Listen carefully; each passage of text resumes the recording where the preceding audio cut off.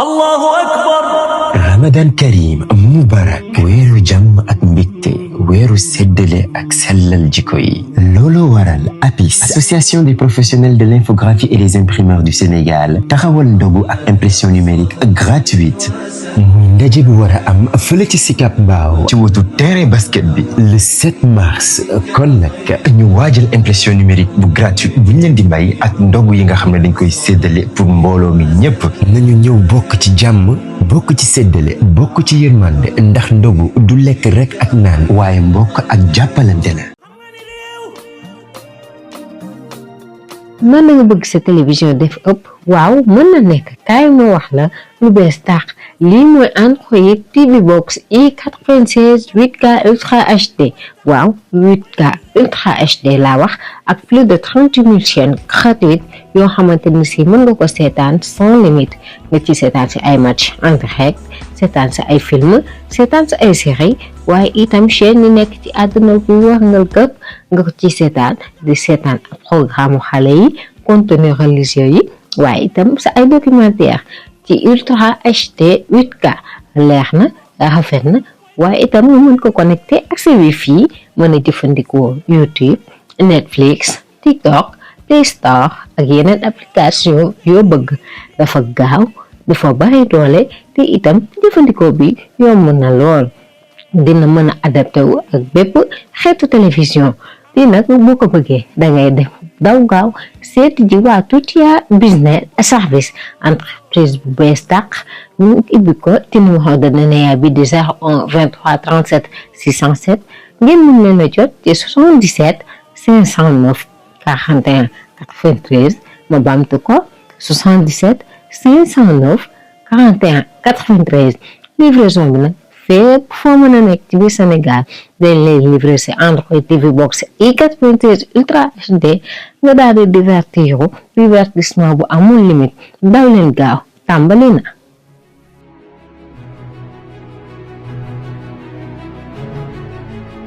Chers internautes yi la chaîne leader MMP TV ñu ngi leen di nuyu waay bu baax a baax di leen ziar di am mbégte à chaque fois di jàkkaarloo ak yéen sur la chaîne leader seen émission ndogu débat ba tey ci biir chaîne leader bii di MMP TV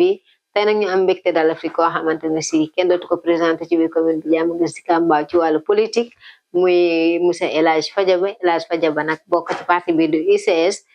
nekk Union centriste du Sénégal bu le professeur Abdoulaye Baldé nekk itam vice-président bu jeunesse centriste du Sénégal moom la ñu am mbégte dalal ci biir ndogu débat ñu bàyyi ko moom El Hadj Fadiaba mu nuyoo ak mbokki xarit yi ñuy seetaan laataa ñu dugg ci waxtaan wi El Hadj Fadiaba nuyu naa la bu baax di la ziar di la jox sa wàccuwaay ñu bàyyi la nga nuyoo ak ñi ñuy seetaan. asalaamaaleykum maam Diarra maaleykum salaam. maa ngi lay nuyu di la fay di nuyu waa groupe MMB TV yëpp ci seen kanam sama frère muy Mamadou Lamine Coulibaly ak ñoom Ifra tout le staff maa ngi jaajëfal aussi seen liggéey bu rafet bu ngeen nekk di def au niveau local di vraiment kontaan ci invitation bi fii mbégte laa si am waa kontante bu bari parce que Lamine sama xarit la mun naa wax ne Lamine bokk na ñi ma dalal ci commune bi ci wàllu politique incha allah rabbi jërëjëf yàlla émission bi liñ si jublu yàlla ñu jeexalee ko si jàmm voilà suñ njëriñu Diamaguène population Diamaguène Sicap Mbao macha allah am na solo baax a baax nuyoo bi tey nga doore ci politique waaye balaa ñoo dugg ci politique rek dangay wax ñi nga xamante ne si ñu ngi lay seetaan te xamuñu ñi nga xamante ne si moo di El Hadj Fadiaba kan mooy El Hadj Fadiaba tey boo leen doon présenté sa bopp. bon jërëjëf si question bi effectivement nit ki dafa baax nga wax doomu aadama yi ñi lay seetaan yaay kan donc man El Hadj Bemba Fadiaba laa tudd maa ngi bàyyeeku Casamance Casamance nag 3 raisons la bokk si eet bu ñuy naan soose si olof mandin je pense que Lamine sama kal la moom Coulibaly la moom entre guillemets bambara la voilà donc man après entré en sixième 2005 2006 académie 2006 2005 2006 2017 7 plutôt la ñëwoon fii vacances ci sama sœur bu dekkoon fii te mu sëy fii quartier bu ñu tudd quartier Daaru Rahman jamono boobu cité Barak lañ ko daan wooyee mais léegi amatul Barak jamono avant péage bi voilà donc depuis boobu ma jàngee fii école bu ñu tuddee Edouard Diallo fii xam naa si gox bi am naa fay ay xarit yu bëri ma jógee foofu dem cours Sacré-Cœur voilà defee bac bi après boobu ma interrompre toutes les situations familiales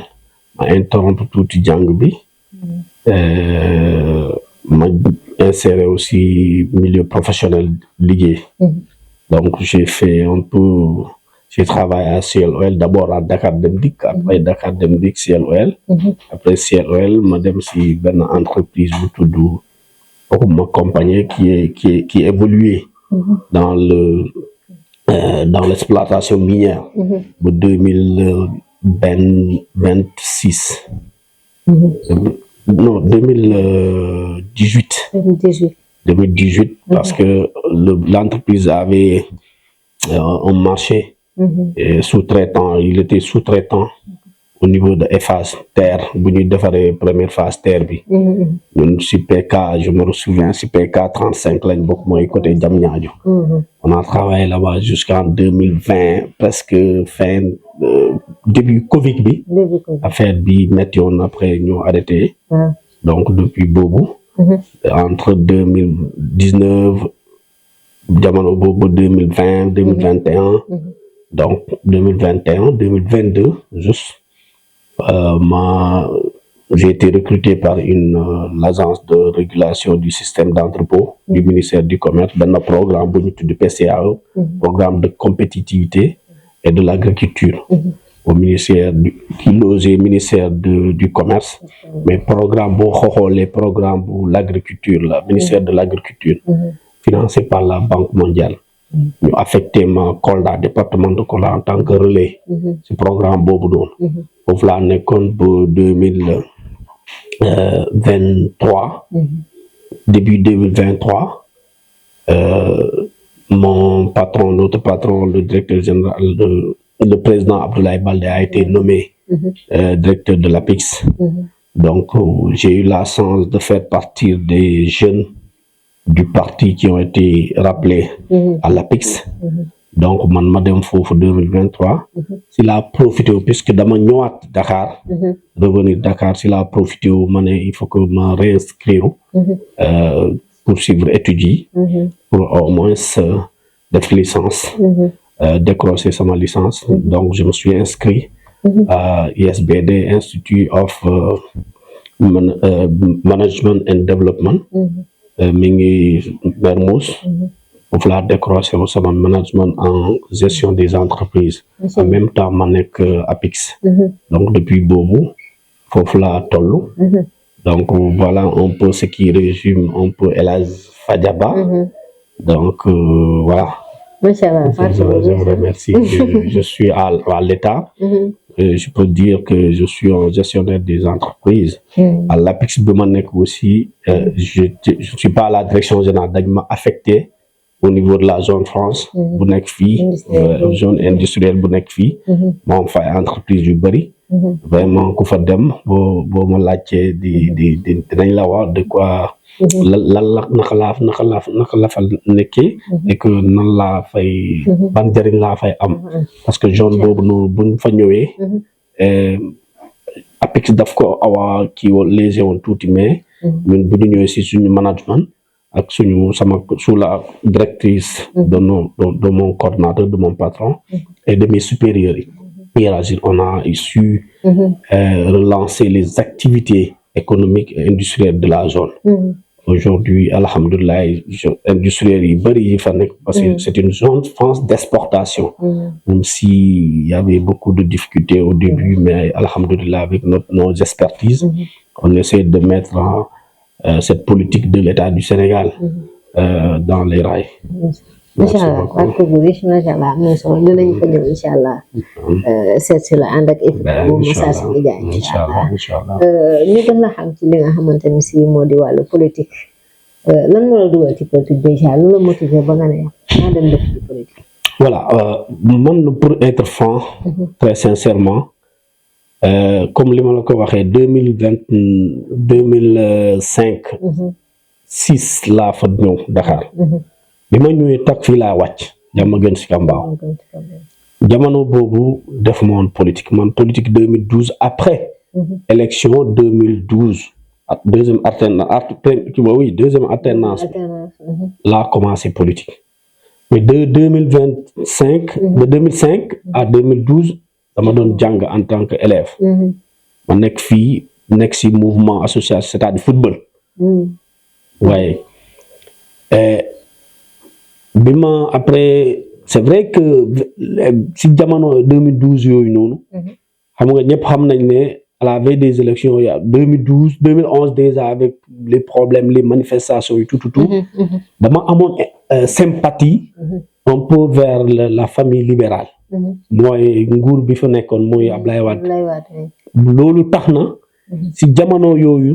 politique ma en tant que élève mais dama doon suivre bu baax sax pour man bëggoon naa vraiment du régime Wade mu continuer mu nekkoon fii mais après juste les élections Wade bu mu daanu dañoo taxawal benn politique puisque j'avais déjà sympathie si ñoom man je voyais mal après élection Macky Sall le président Macky Sall à l'époque mu déclenché benn procédure bu ñu tuddee CREI lu ñu naan traque des biens mal acquis et cetera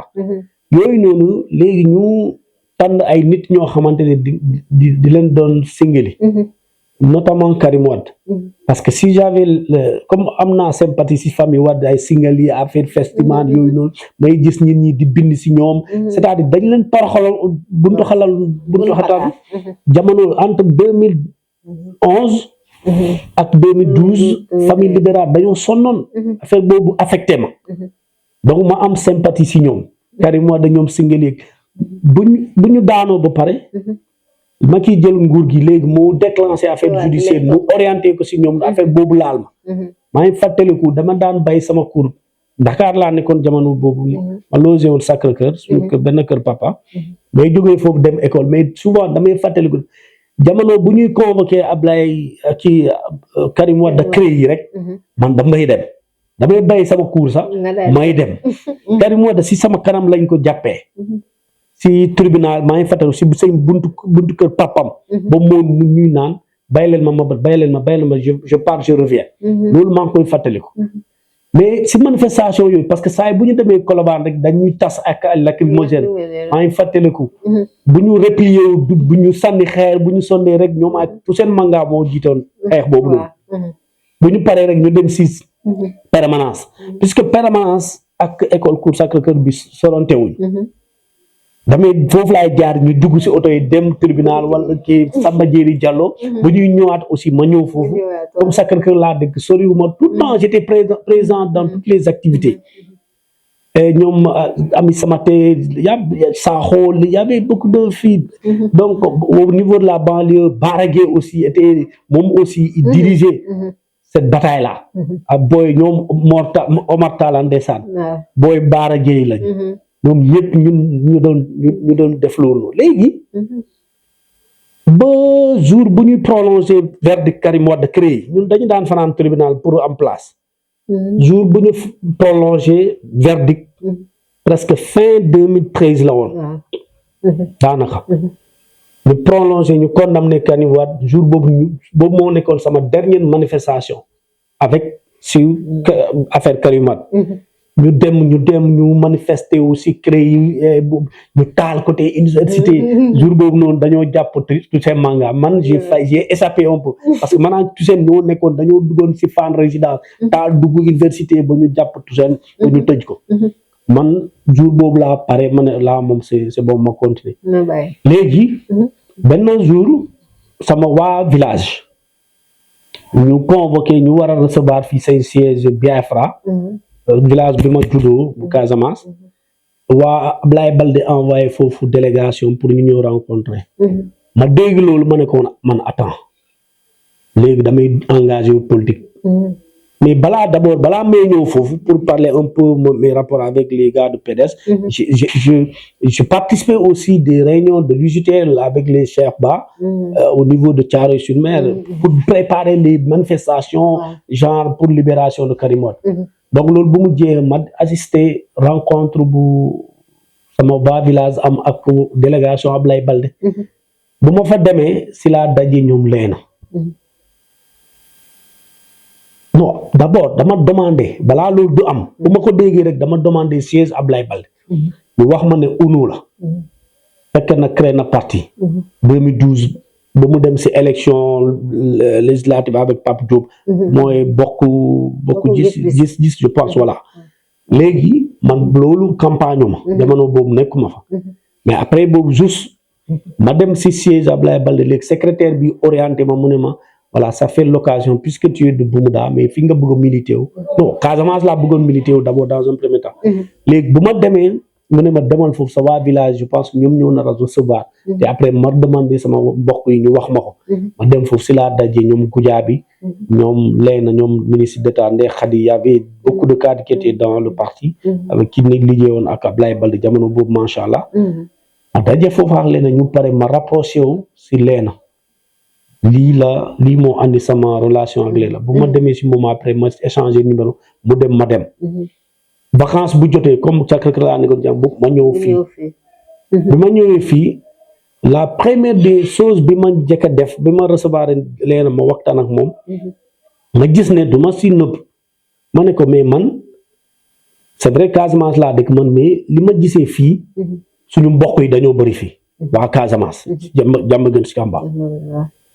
man mënuma leen bàyyi fii di dem politique fale bu ma politique fii ak fale c'est la même chose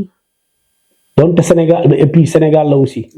jamono boobu noonu kan moo nekkoon maire je pense que Dabassi non pas Dabassi bi Hadiba moo nekkoon maire ma ne ko boo xoolee Hadiba sur som dëkkul Diamaguène Sicap Mbao dafa ñëw donc daanaka ñëpp a ñëw fii peut-être ñu juddoo fii yaa di an nanu ñoo xamante dañoo juddoo fii mais say waajur yi juddoowuñu fii ma ne pourquoi pas ne pas faire de la politique si la dugg engagé man ak Leyna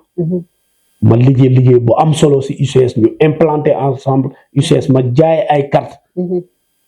parce que bu may ñëw si fekk naa am na ay acteurs yoo xamante ne ay actrices de développement yoo xamante ne dañu doon liggéey ak Ablaye Balde boobu Balde may leen benn machine bu multi industriel mini industriel boo xamante ne ba léegi mënuñu ko exploiter jigéen Diamaguène Sicap Mbao mënuñu ko bénéficier pour exploiter ko te pourtant buñ ko exploiter si wàllu liggéey dina njariñ bu baax jigéenu Diamaguène Sicap Mbao loolu nekkoon ñun suñu atu ñu appuyé aussi loolu mais malheureusement des ambitions ak déggoo ñàkk a déggoo si suñu biir moo tax ba parti bi xaw a xam suuf sooxe parce que bu ñu booloon jamono boobu UCS tey moom moo neera peut-être bu ñu dirigé wul wala tey ñu ñoo naroon yor dëkk bi loolu lii un peu pour ramasser un peu sama jaar-jaar si li ma tax a dugg si politique mais l'ambition étant une envie je suis devenu un véritable leader politique au niveau de en tout cas le champ politique au niveau de Diamaguène Sicap Mbao lii laa mën a wax un peu tuuti li ma tax a dugg si politique voilà ñu ñëw ci seen parti boobu di UCS itam ñu gis ne que jamono ji déggatuñ leen lu bëri nu mu demee noonu wala opposition oui bon mën naa wax perte pouvoir parce que déjà UCS amulugul pouvoir pour exercer ko c'est vrai il faut le dire aussi avec sincérité et honnêteté UCS dafa am benn faux pas bu mu def comme gars yi lu ñuy wax rek en politique toute l'erreur se paye cash loolu dal nañ mën nañ ko nangu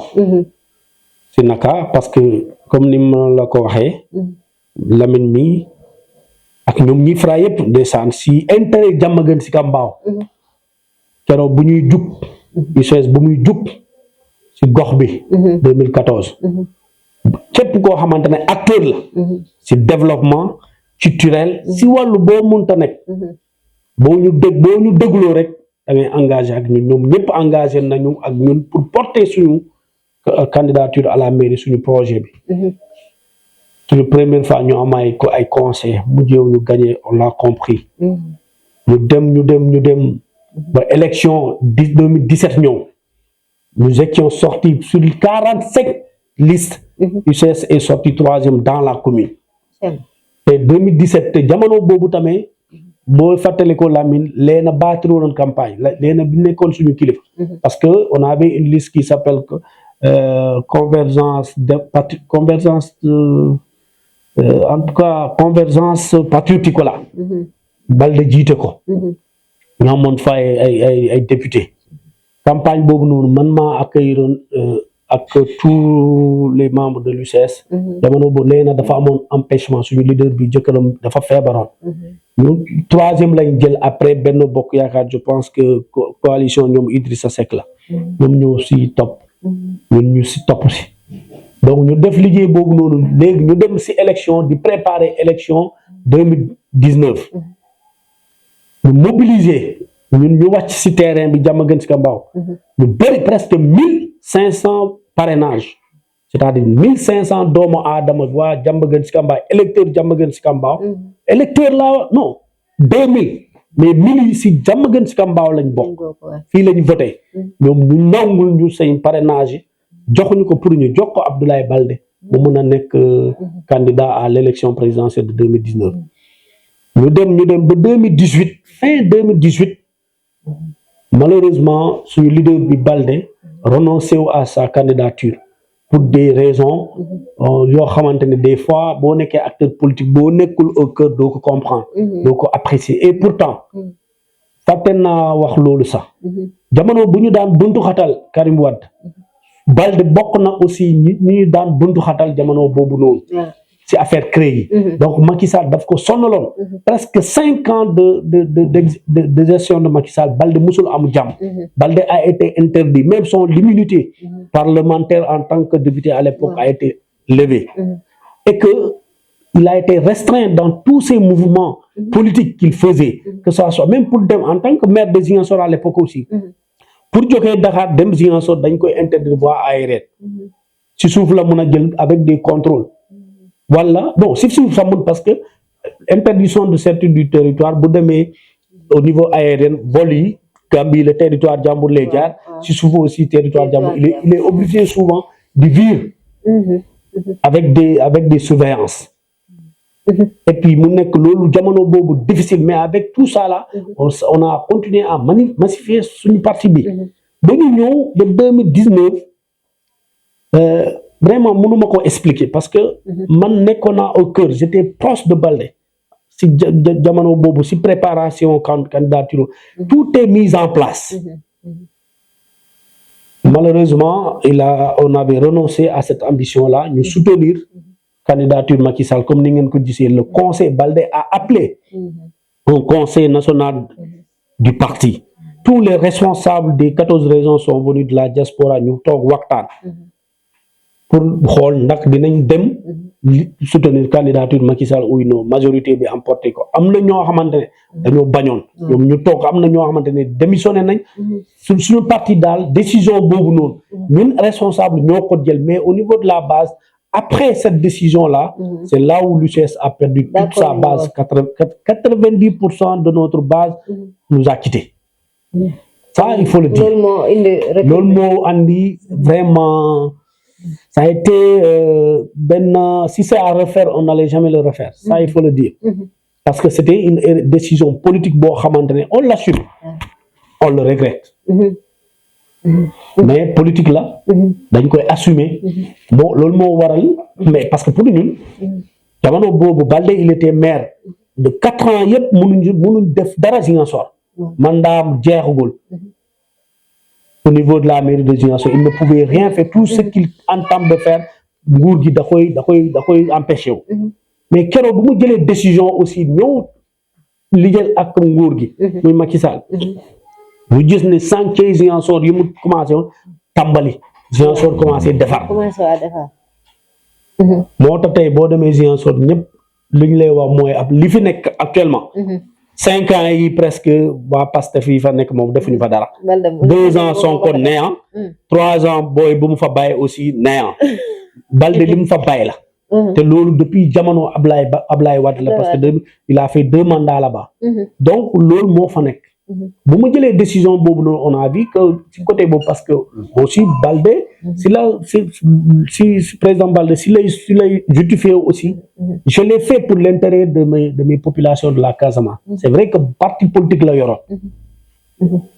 donc intérêt boobu noonu les populations de Ziguinchor en ont bénéficié très sincèrement parce que chantier yi ñoo nañ foofu mu continuer di def ay résultats et cetera ba puisque aussi base politique leader da ngay am base politique Balde base politique am mooy Ziguinchor d'abord fief kenn mënul xalaat ne dañuy dóor Balde mais décision boobu bu mu foo defee loolu moo permettre Pastef le candidat de Pastef à l'époque Ousmane Sonko a gagné Ziguinchor les élections présidentielles si Balde était candidat Ousmane Sonko n'allait pas gagner Ziguinchor Balde qui allait même dans toute la Casamance malheureusement à quelque chose malheur est bon pour les Pastefois voilà pour les responsables de Pastef désistement Balde boobu na da leen ubbel bunt parce que loolu tax na population de Casamance ñoom ñëpp retourné wu dem soutenir pour des raisons yoo xamante ne je préfère de ne pas les dire ici mais quand même ça se passe comme ça c'est comme un peu Fouta et puis il y a des votes maintenant au niveau national depuis boobu ñu nekk cheminé wu ak Macky Sall ba 2024 aussi on devait se déterminer mais puisque dañoo nekkoon ci benn coalition et que on a des responsabilités on était à la tête de l'APIX il fallait être dans la coalition Benno Bokk Yaakaar le candidat de Benno Bokk Yaakaar muy Amadou Ba on pouvait sortir et dire on est candidat mais on a voulu être logique avec nous et être des alliés sûrs on a soutenu la candidature de Amadou Ba boo ñu perte mais depuis boobu nag élection locale yi bee passé ski législative bee passé on a été dans l'opposition avec Waktu je pense oui et les voilà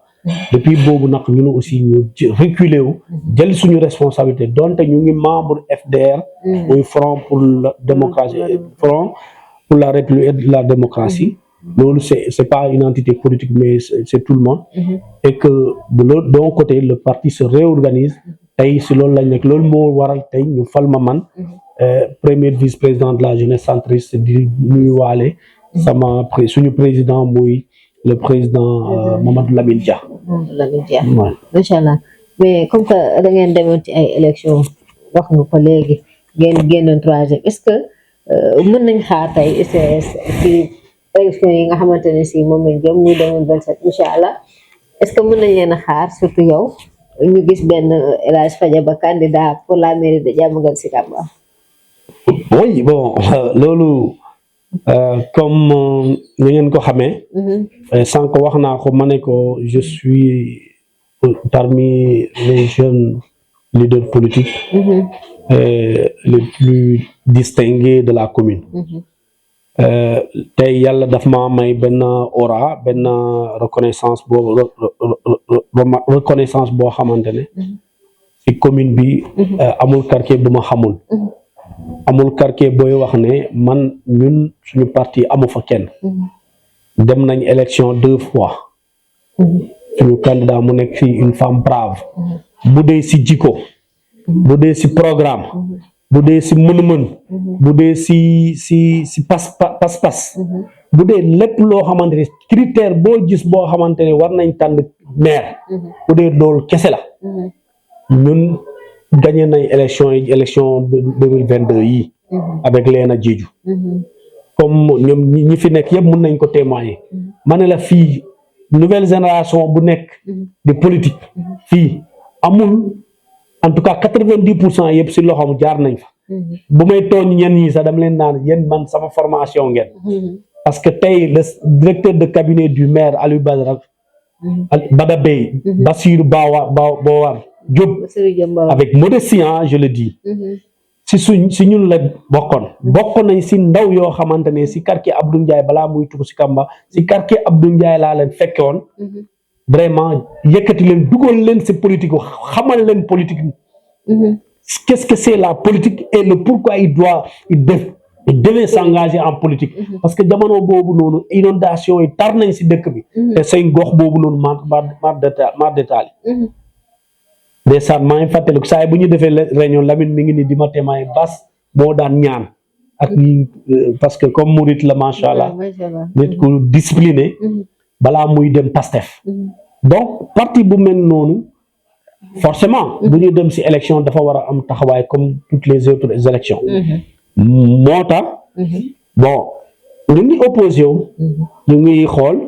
te aussi maire yi fa jaar aussi man du les gens nit ñi dañoo yaakaar ne man si Ndofène Fall laa commencé di opposé wu di attaquer wala di critiquer gestion du Ndofène de man bokk naa les précurseurs du départ de Khadiba maa ngi fàttaliku Khadiba xeex naa sa biir mairie ak ñoom descend sama ñoom doyen maa ngi leen jégalu bu baax politique la rek mais sama grand yi la sama nit lañu maa ngi leen ziare de passage donc mairie parce que peut-être ñoom perception bu ñu amoon xam nga nguur boo si nekkee c'est comme tey ñi fa nekk am na gestion yoo xam ne boo nekkee di ko opposé di leen critiquer am na ñenn ñoo xam ne du ñu xam ne mairie institution population yi ñun ñëpp a ko moom buñ la gisee foofu dañ lay buntu xatal di la iñaane fii et puis ñoom loolu lañ daan def moo tax man je faisais face donc loolu jàll na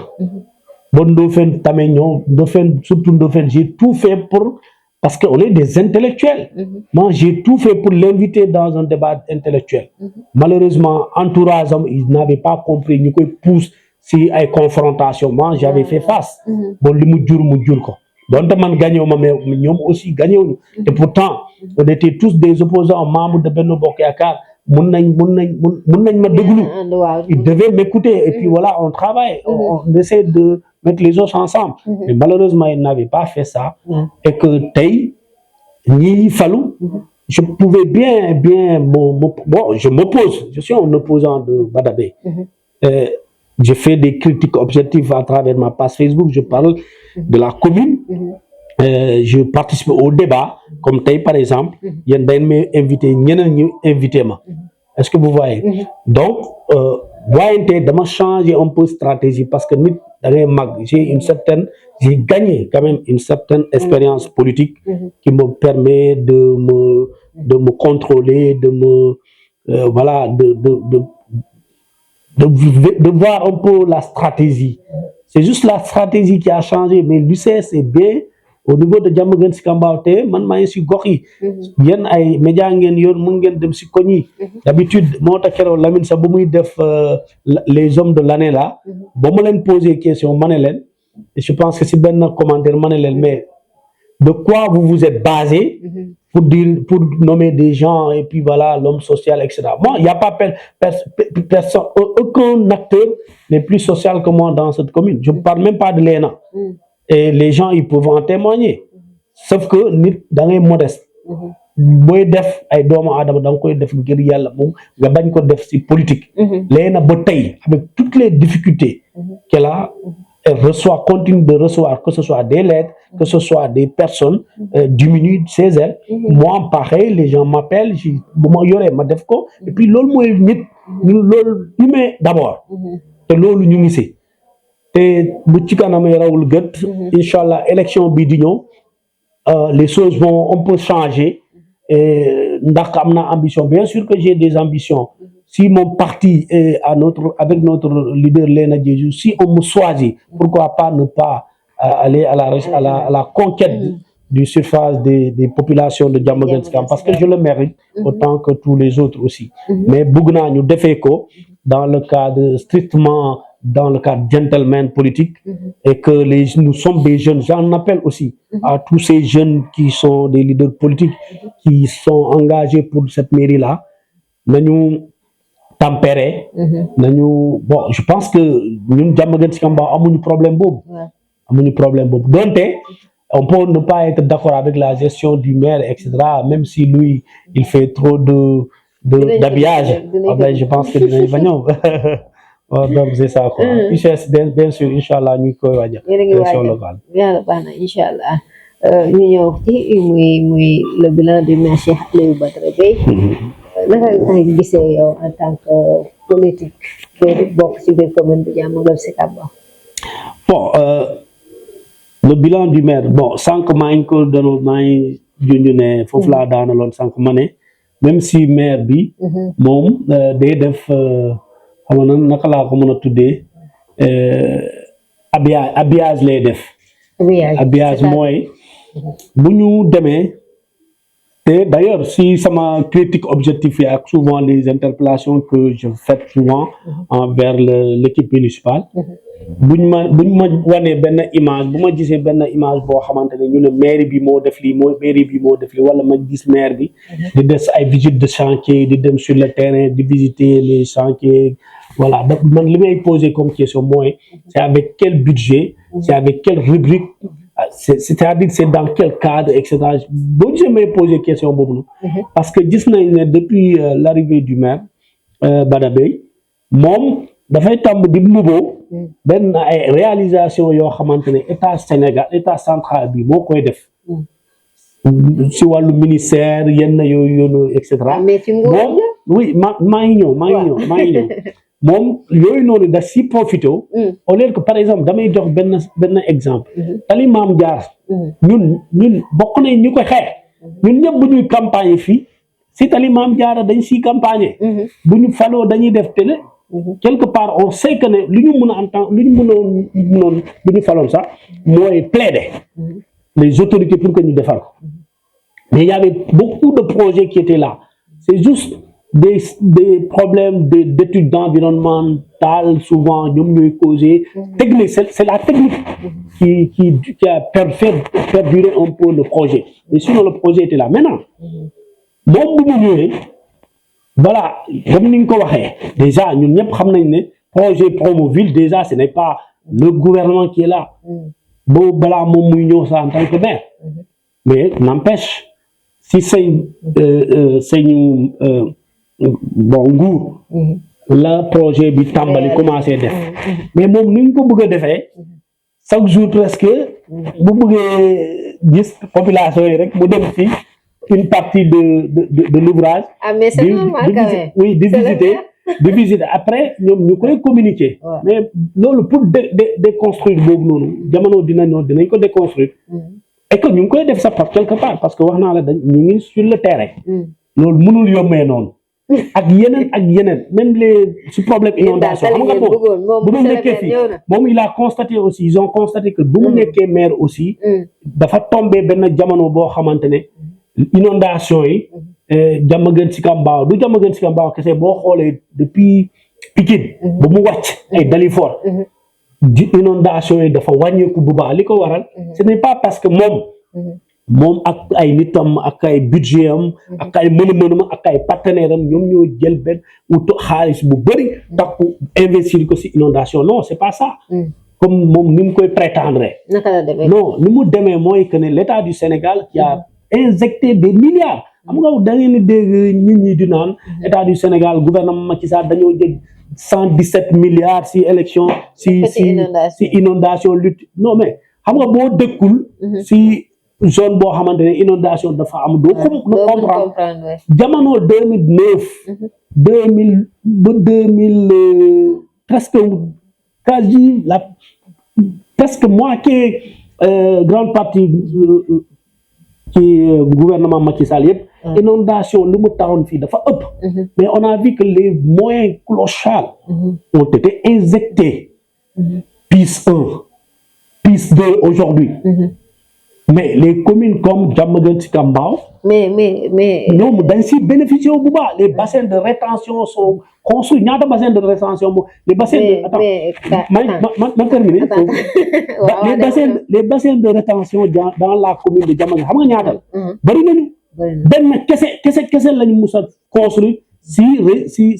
jamono Badara Beye mooy bu nekk Sam-Sam fii te loolu je suis en tant qu'agent de l'APIX je suis très bien placé pour le dire parce que même l'ancien directeur même a fait une visite là-bas donc bref inondation moom si wàllu inondation maintenant ñoom en tant que maire il faut le lui reconnaître ça aussi mooy que ne inondation saa yi buy waaj a ñëw moom mooy le seul maire boo xamante man depuis 2014 2012 ma fekkee fii woo ay acteurs ñëpp tout confondu même si donte après y a des dilatoires di woo ñi ñi ñu waxtaane lu ñu mun a engagé liggéey boobu noonu même su fekkee ne après dañuy rocceeku pour constituer seen benn staff bopp wàllu politique pour intervenir dans les zones politiquement voilà mais sinon l'initiative d'appeler les gens pour que ñu waxtaan parce que man bokk naa ci 2 fois loolu ça c'est à saluer et que aussi les équipes mobiles qu'ils ont mises en place je pense que loolu Ndofène moo ko commencé woon sax mais boobu il faut le dire aussi moom dafa orienté woon c'était orienté mais bii aussi parce que man souvent sama yenn militaires yi bu ñu amee inondation bu ñu ma wooyee man damay Moussa Dione maa ngi koy nuyu de passage jamono bu mu daan gérer loolu presque 2 ans vraiment Moussa il a fait beaucoup de choses je maa ngi koy nuyu bu baax de passage tu vois même donte dégg naa ne aussi dafa am tuuti bon loolu c'est leur cuisine interne en tant que les gars de Pastef mais maa ngi koy gërëm si loolu parce que saa yi bu ma ko wooyee ma ne ko tel quartier am na ñi ma fawoo du ma ko wax sax sama militaire am na ñi ma fawoo parce que moom dina xam ne samay nit ñu ngi fa day jël engagé moto les motopompes là bu dem foofu et si loolu et puis sans oublier notre ami Samat qui a beaucoup fait aussi pour les inondations autant le maire si le maire se dit que moom moo lutter contre les inondations Diamaguène Sicap Mbao mën nañu wax ne Samat non mais Samat kay fii moo inondation waxuma la Diamaguène Sicap Mbao peut-être dafay am ay partenaires yu koy jàppale. oui mais c'est ça tax ñu naan inondation jógee na Diamaguène Sicap Mbao monsieur le maire moo ko fi def. waaw mais ñun imaginez si tous les acteurs politiques ont cette opportunité d'avoir des partenaires qui font ça comme Samat mais maire bi sax balaa muy intervenir peut-être moom day ñëw kii mais loolu ñun ñëpp bu ñu ko amoon macha allah man par exemple daaw am naa opportunité bi APIX mais moi j'ai pas préféré de mobiliser sama parti politique sama jeunesse parti politique pour que ñu def ko parce que pour man genre yooyu aussi boo ko amee opportunité li gën il faut associer les autorités locales notamment le préfet le sous-préfet plutôt le maire même donte amoo leen fa kii man loolu laa def APIX j'ai discuté avec le directeur général de l'ancien directeur général APIX Dawa Diedhiou voilà mu kiiñu ma associé maire bi ma ne ko non nañ ko jaar d'ailleurs moom sax moom ma conseillé loolu mu ne ma non il faut pas le faire sinon c'est vrai que tu es acteur politique mais de préférence il faut associer le maire xaaral ñu jaarale ko si mairie bi nga nekk si ginnaaw c'est ce que j'ai fait et puis voilà les projets de l'APIX ont pu permettre d'avoir des réalisations voilà donc noonu la quoi kon daal le bilan du maire c'est un peu positif daal bon non mais man loolu dinañ si ñoom je pense que bu jotee yéen ay fii dinañ ñëw avec des chiffres parce que man damay interpréter le maire et tout son staff li ñu wax ne dañ koy def parce que ñun askan bi dafa am il faut que askan bi am lan la dënk maire bi ak moom lan lay xaar ci maire bi hormis si le maire fait des actions en dehors de ce qu'on lui a confié muy budget mooy ay partenaires la mun a am ñu defal ñu accompagner ko ci yenn projet dans le cadre du PPP partenariat public privé loolu bu amee dinañu xam partenaires yi ban projet lañ ñu andil fii ban ak ban la ñu accompagner le maire loolu c'est à son actif il faut le dire su fekkee ne aussi budget mairie dans le bu ñu jëlee par exemple sur le plan sur côté investissement dinañ xool investissement chaque année lu ñu koy votel wàllu investissement fan ak fan la ko dugal coow boobu tamit jiwoon na fi man dugguma si ma tey si mais moom indi woon na éclaircissement oui non oui le rapport mais je pense que loolu même ñi ànd ak ñoom si say parti politique ñi ko fal sax ñoo ko weddi ñoom ñoo ko sulli mais bu mu ko andee aussi ñoom ñoo ko weddi ak yeneen projet gestion si wàllu bonne gouvernance aussi j'entends beaucoup de nous entendons beaucoup de choses on n'a pas voulu se prononcer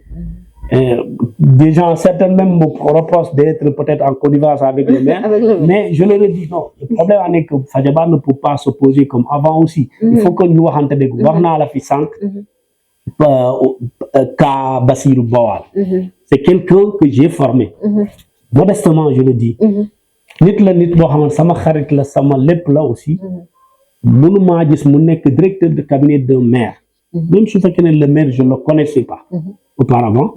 mais kooku noonu mun ma chargé wu si nguuram li ma mun bu dee j'ai des suggestions à lui faire d'ailleurs je le fais dama koy wax ma ne ko bas et cetera pour que demain man aussi bu ma nekkee à sa place moom mu mun a am même comportement ñun c'est pareil Mamadou Loum sama copain la c'est-à-dire mairie bi moom ñoom ñëpp sama gars lañ macha allah et que ñoom ñëpp aussi waa Pastef dañ maa respecté respect boobu noonu franchement politique jaralu ma dara mais quand même sur le plan objectif sur le plan principe bu ma gisee loo xamante ne mënu kii ko comprendre ma ko dama leen si interpellé bu ma ko bon en aparté ou bien bu ma amul gain de cause ma def ko sama page Facebook après ñu waxtaan si donc loolu dong la maintenant le moment de faire le bilan du maire on reviendra là-dessus comme je vous l'ai dit avec des chiffres peut-être un jour mën naa toog ak Bass mu wax ma et puis peut-être on va se parler parce que cette fois-ci moi je vais innover on va innover en matière de politique ici tous ces gens qui vont aller aux élections on aura des débats publics avec les dirigeants c'est ce qu'ils veulent aller ñoo xamante ne am nañ projet nañ ko andi ñoo xamante ne ñoom ñoo diriger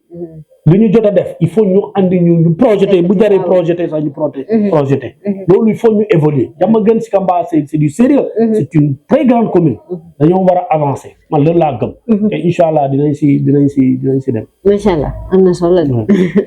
ñëw ci actualité politique ba tey ak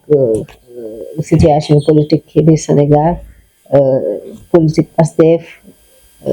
le président Ousmane Sonko ak son président Bassirou Diomaye Faye xuloo am na xuloo amul naka nga jàngatee situation politique boobu bon moi en tant qu'opposant déjà je me sens un peu gêné lorsque saay bu may dégg nit ñi sénégalais di bu ñu waxee président Bassirou Diomaye Faye du teg ci président Ousmane Sonko non c'est vrai que c'est des tandems sur le plan voilà en d'autres termes voyez mais quand on dit le président de la République Bassirou Diomaye Diakhar Faye et que Ousmane Sonko est le premier ministre on n'a pas besoin d'appeler Ousmane Sonko président il faut tout simplement dire le premier ministre Ousmane Sonko maintenant boo demee si beneen position beneen cadre mais tu peux dire le président de Pastef Ousmane Sonko comme le président de l'UCS Abdoulaye Baldé comme le président de Rewmi Idrissa Seck je pense que c'est comme ça mais fii ngay gis Sénégal même les cadres les intellectuels di taxaw si télé jàkkaarloo ak Sénégalais yi se permet de dire le président Bassirou Diomaye Faye le président Ousmane Sonko c'est pas une question de jalousie c'est une remarque que j'ai faite et que loolu Sénégalais war nañ si bay xel c'est pas du respect vis-à-vis de l'institution présidentielle man si sama xalaat ça c'est une précision donc j'aurais préféré pour ne pas reformuler sa kaldu sa question léegi ma reformuler sama question léegi yow naka nga jàngatee situation entre le président Ousmane Sonko et son premier ministre non nan la ka la wax sax le président Bassirou Diomaye Faye ak son premier ministre Ousmane Sonko parce que en réalité c'est tel que les choses se sont définies voilà li ma ko gisee en tant que l'opposant vraiment situation bi moom gënuñu du vraiment Pastef loolu la ñu jaay surtout comportement premier ministre du lii la ñu jaay yéen a ngi koy fàttaliku Sénégalais yëpp ñu ngi koy fàttaliku. Ousmane Sonko moo taxaw ci télé. même donte je pense que prison la mu ne. Diomaye mooy Sonko Sonko mooy Diomaye. man maay Diomaye bu Diomaye mooy man. ñun ñoo bokk. et puis moom sax li mu tàmb di wax mooy que ne muy premier ministre à l'époque opposant mooy projet Pastef bii du nit du man yéen ñëpp la même man bu ma nekkul fii. la preuve yàlla sax dégg na baatam boobu. yàlla boobu la dégg xëy na. moo tax moom comme mënutul nekk Diomaye nekk. président Diomaye. donc bu ñu leen Sénégalais jox leen fal benn kanam boo xamante ne musul am Sénégal. ñu dawal ba 2 ans ci 2 ans yooyu yëpp. pour paraphé le tiktoker yu muy naan yaama maane la yaama maane la xaw ma ni ñu koy waxee. yaama maane la. voilà yaama maane xaw ma ni ñu ko waxee quoi yaa am na benn tiktoker bi koy waxee c'est-à-dire en réalité ay date santé lañ fi nekkee. c'est-à-dire Pastef la ñu gis benn parti boo xamante ne mu nekk pouvoir. mais di continuer. nekk di opposé wu. c'est-à-dire Pastef s'oppose à Pastef. c'est extraordinaire surtout quand ça vient au niveau étatique. parce que en réalité kuy suivre Ousmane Sonko kuy déglu Ousmane Sonko le premier ministre Ousmane Sonko da ngay gis benn opposant boo xamante ne mi ngi continuer di opposé wu ba léegi. surtout opposant léegi da koy diriger vers l'institution de la République. te loolu day gën a retarder Sénégal. waxuma la sax ay waxam tey doon yu muy def. ba retarder te bloquer dëkk bi. mais très sincèrement situation bi moom ils ont déçu beaucoup de Sénégalais. yéen le président non ay déclaration si wàllu dette yi. dette publique Sénégal. yooyu je ne suis pas un économiste mais. xam nga am na yoo xamante ni soxlawu ñu nga nekk expert à la matière. da ngay xool rek ñun dañuy xool de façon globale générale Sénégal li mu meloon. il y a 2 ans en arrière. ak tey xam nga dafa wute. 2 ans. mais nit ñi dañ lay wax carrément même ñi leen fal ñoom dañu leen wax carrément dund bu ñu amoon jamono Macky Sall moo gën lii. te pourtant nit booy fal nit. avancement nga bëgg c'est-à-dire Macky Sall fu mu yemoon ñoom foofu lañ war a déparé dem. mais depuis boobu ba léegi ñoom Macky Sall lañu nekkee di gouverner Macky Sall lañu nekkee di def. situation Macky Sall moo créé. non loolu mënul c'est-à-dire loolu il faut dire à des gens yoo xamante ne da ngay bañ nit. loolu bañal laa ko mën a tuddee. à preuve gis nga Macky Sall bëgg a nekk candidat secrétaire général des Nations Unies yow nga nekk fii Sénégal nga nekk doomu Sénégal loo xamante ne du ça n'a rien à voir avec la gestion de Macky Sall yow nga ne non moom mënul nekk. xam nga loolu da ngay jënd cadre dëkk bi da ngay jënd cadre politique. si sensationnel ngay waxee. parce que nit dama ko bañ rek moom waruma ko yéenatul dara mënul nekk. yow boo ko yéenewul lii. Macky mérite na aussi poste boobu. mais bien sûr. non c'est-à-dire Macky lu mu def ñoom lu ñuy reprocher Macky. la preuve si seen nguur loolu am na. lan la Macky était président de la République. il y a eu des émeutes. le président de la République dans son règne a fait de telle sorte que les institutions restent debout. C'est ça? En quoi faisant? On a des forces de l'ordre et de sécurité qui sont appelées à faire quoi? Ce qu'on appelle à exercer le maintien de l'ordre. Dans le cadre de leur maintien de l'ordre, quand on parle de maintien de l'ordre, on fait référence à quoi? Attends, on fait référence à quoi? On fait référence à des troubles. Pareil, quand il y a des troubles, surtout que c'est ay nit ñoo taxaw di woote trouble boobu noonu. mais à partir de ce moment-là au contraire xam nga Macky Sall lan lañ ko war a toppee sax bu ñu ko naree toppee mooy d'avoir même négligé ce qui s'est passé au Sénégal, c'est-à-dire que yenn Sénégalais yi jug taal alalu yeneen Sénégalais wala alal Sénégal. loolu bu ñuy toppee Macky Sall pour man loolu lañ ko war a toppee parce que dafa war a def lépp ba loolu mu bañ a am si naka les forces de l'ordre qui sont là police ak gendarmerie seen liggéey lan la c'est pas aller faire de la guerre comme les militaires mën nañ leen ko man militaire ñoo nekk di def la guerre là-bas de l'autre côté mais les gendarmes et les policiers ñoom ils sont là dans la population di def lan maintien de l'ordre la preuve ñoom ñii nekk fii ñiy wax loolu ils sont là ils dirigent le pays. En 2 ans il y a eu des manifestations mais les forces de l'ordre et de sécurité se sont levées pour faire exercer leurs droits. mais exercer avec excès tamit de. non yooyu xam nga même bu amul sa excès gis nga des nit bu naree am loolu yàllaa koy doxal parce que ñoom man je ne pense pas que police gendarmerie li ñuy tuumal non c'est loolu laa lay wax ni c'est-à-dire xam nga yooyu comme il y a pas eu d'enquête bon il y a eu des enquêtes même comme il y a pas eu de jugement kenn mënul wax ne policier la kenn mënul wax ne askan non mën na pourquoi pas moor yooyu sax mën na jóge ci askan bi la preuve procureur bi wax na ci cas étudiant bi procureur bi wax na ci say nguur la nekk moom lu mu jàpp mooy étudiant bi du policier ñoo ko rek bu ñu dégloo ay waxam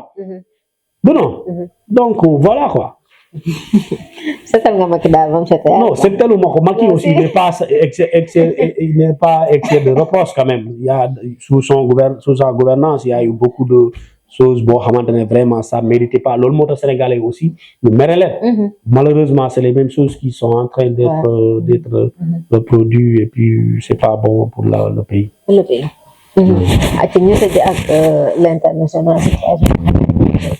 Iran Israël ak États-Unis ban jàngat nga ci am. MMB TV machallah je vois que vous faites des recherches vous êtes cultivé aussi machallah parce que loolu actualité internationale ku koy aborder ci médium bu toll bi mooy ñoo xamante ne aussi vraiment seen professionnalisme vraiment dafa développé voilà donc pour loolu man je pense que le monde est injuste et que les États-Unis et son allié israélien man ki may suivre rek man li ma mënul nangu mooy nga bañal États-Unis loo xamante ne da nga koy nangul Russie mooy lan da nga ne États-Unis dafa nekk di jaay depuis tout le Mathusalem dafay jaay doole néew doole yi c'est-à-dire les États-Unis imposent sa suprématie aux faibles au tiers-monde mais d'un côté on a vu aussi une Russie boo xamante ne dafa développé ay armes yoo xamante ne ba tax na tey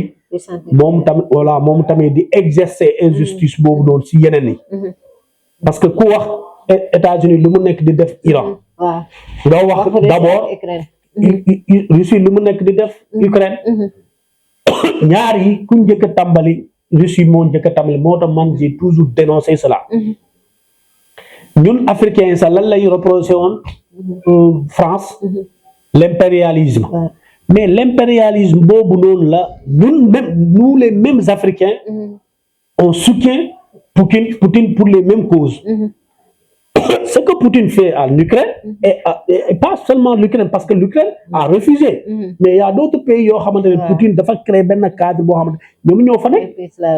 daf leen ni impérialisme la fa def daf leen ni coloniser et pourtant nous en Afrique on a combattu le colonialisme l'impérialisme donc vous voyez un peu boo ñëwee si Iran spécifiquement parce que nous sommes des musulmans c'est un pays islamique pays musulman mais c'est de l'histoire ñun africains c'est pas parce que bon ñun Sénégalais 90% yu soutenir Iran c'est parce que ils sont musulmans dafa war a soutenir mais affaire bi man du côté boobu laa koy analyser man li ma koy analyser mooy c'est vrai jullit ak jullit dafa war a am dimbal mais doomu aadama d'abord Israël ce qu'il veut mënul nekk en Moyen-Orient Iran aussi lu mu bëgg mënul nekk en Moyen-Orient parce que Iran aussi lu mu bëgg a def mooy tous les pays arabes bu dugal leen ci poosam loolu mënul nekk ba tax na la preuve un pays comme Iran islamique mënul juboo ak yeneen pays yi nekk autour voisins immédiats yi sax yoo xamante ne ay islamistes lañ ay pays islamique lañ non boo demee excusez-moi boo demee Israël aussi moo tax ñoom lan lañ bëgg a fexe dominer région boobu noonu Moyen-Orient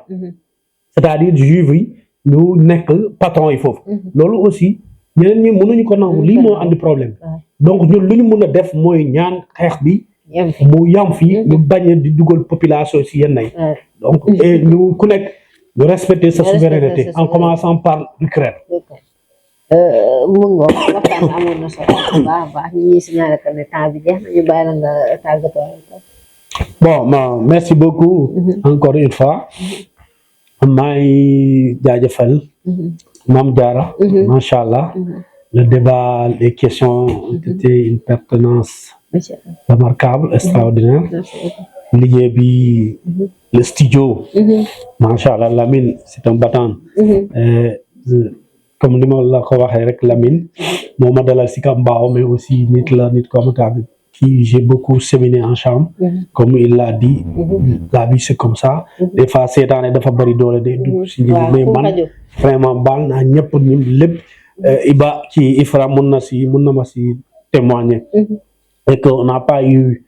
à donner notre participation, à faire quelque chose pour la mise en place de ce médium. Et je pense que rien n'est jamais trop tard puisque je suis de la maison. Je suis de la maison.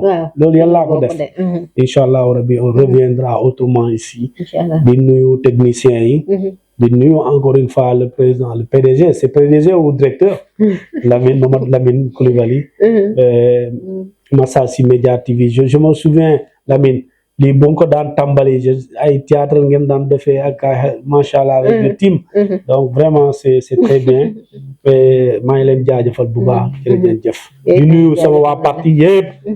sama président Ablaye Baldé Léna Diédhiou macha allah la présidente des femmes de l'UCS macha allah actuellement aussi merci beaucoup jaajëfal nañ ko bu baax pare na macha allah kontaanoon nañ trop Cheikh ak yow waxtaan bi amoon na solo lool ñu lay jaajëfalaat bu baax a baax di leen jaajëfal yéen itam ngeen ñu doon seetaan la chaîne leader MFT di jaajëfal itam équipe technique bi waaye itam suñu ay partenaires duñu leen fàtte benn yoon ku ci mel ni SB design mu nekk foofu ci tali Mame Diarra borom design yu rafet yi waaye itam Tutia business duñu leen fàtte benn yoon Jean Cargo itam ñu ngi ci biir duñ ko fàtte benn yoon moom itam ñu dogu du baale woon ci beneen yoon rek incha allah ñu jaajëfal leen bu baax a baax. Allahu akbar. Ramadan Karim Mubarak weeru jàmm ak mbégte weeru séddale ak sellal jikko yi looloo waral APIS association des professionnels de l'infographie et des imprimeurs du Sénégal taxawal ndogu ak impression numérique gratuite muy ndaje bu war a am fële ci Sicap Mbao ci wutu terrain basket bi le 7 mars kon nag ñu waajal impression numérique bu gratuite bu ñu leen di may ak ndogu yi nga xam ne dañ koy séddale pour mbooloo mi ñëpp nañu ñëw bokk ci jàmm bokk ci séddale bokk ci yërmande ndax ndogu du lekk rek ak naan waaye mbokk ak jàppalante la. mën na nga bëgg sa télévision def ëpp waaw mën na nekk kaay ma wax la lu bees tàq lii mooy Android TV Box i96 8K Ultra HD waaw 8K Ultra HD laa wax ak plus de 38 000 chaînes gratuites yoo xamante ni si mën nga ko seetaan sans limite nga ci seetaan si ay match en direct seetaan si ay film seetaan si ay série waaye itam chaîne yi nekk ci àdduna bu wërngal këpp nga ko ci seetaan di seetaan programme xale yi contenu religieux yi waaye itam sa ay documentaire ci Ultra HD 8K leer na rafet na waaye itam nga mën ko connecté ak sa wifi mën a jëfandikoo YouTube Netflix TikTok Play Store ak yeneen application yoo bëgg dafa gaaw dafa bari doole te itam jëfandikoo bi yomb na lool dina mën a adapté wu ak bépp xeetu télévision lii nag boo ko bëggee dangay def daw gaaw seeti ji waa Tutia business service entreprise bu bees tàq ñu ibbi ko ci numéro de NEA bi di 01 23 37 607 ngeen mën leen a jot ci 77 509 41 93 ma baamtu ko 77 509 41 93 livraison bi nag fépp foo mën a nekk ci biir Sénégal dañ lay livrer si Android TV Box i93 Ultra HD nga daal di divertissement bu amul limite daw leen gaaw tàmbali na.